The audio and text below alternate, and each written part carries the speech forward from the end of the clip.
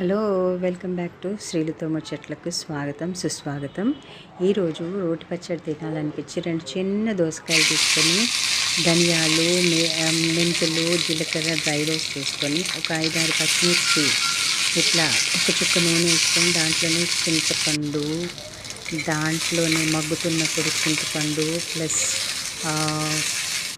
కరివేపాకు, 4 రెబ్బలు ఎల్లుల్లిపాయలు వేసుకొని కాస్త రోస్ట్ చేసి ముందు చేసుకున్నటువంటి డ్రై రోస్ట్ని రోల్లో వేసి జస్ట్ అట్లా నూరితే చాలు మెత్తగా అయిపోతుంది పౌడరు. దాంట్లో మళ్ళీ ఈ మగ్గ పెట్టుకున్నటువంటి పచ్చిమిర్చి అవన్నీ వేసుకొని దంచి పచ్చి కొత్తిమీర వేసుకొని కాస్త దంచిన తర్వాత కాస్త అది మెత్తపడ్డ తర్వాత ఇప్పుడు ముందే కోసి పెట్టుకున్నటువంటి దోసకాయ ముక్కల్ని కొన్ని వేసుకొని జస్ట్ కొన్ని తీసుకున్న దాంట్లోంచి కొన్ని వేసుకొని వాటిని కూడా చక్కగా దంచి ఈ మిశ్రమం అంతా మెత్తబడిపోయిన తర్వాత కాస్త ఒక్క 10 మినిట్స్లో అయిపోతుంది ఇది.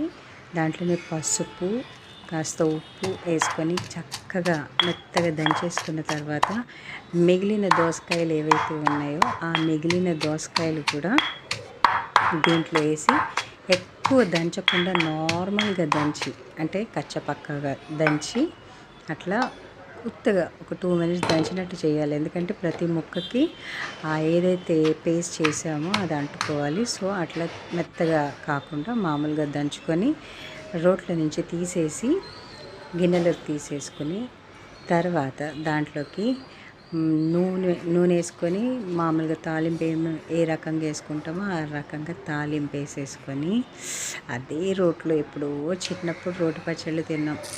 అక్కడ తాలింపు వేసేసుకొని అదే రోట్లో నూరిన రోట్లో ఒక్క చెంచాడు అన్నం వేసుకొని కలుపుకొని తింటే బబ్బబ్బబ్బా, చిన్నప్పుడు అమ్మలు చేసిన పచ్చళ్ళు, అమ్మలు చేసిన రుచి వస్తుంది.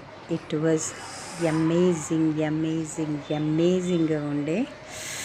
నోరు చెప్తుంటే కూడా వాటర్ వచ్చేస్తుంది, అంత కమ్మగా ఉంది. మీరు కూడా చేసుకొని ట్రై చేయండి. ఓకే, ఈ వీడియో నచ్చినట్లయితే please like, share and subscribe. Bye.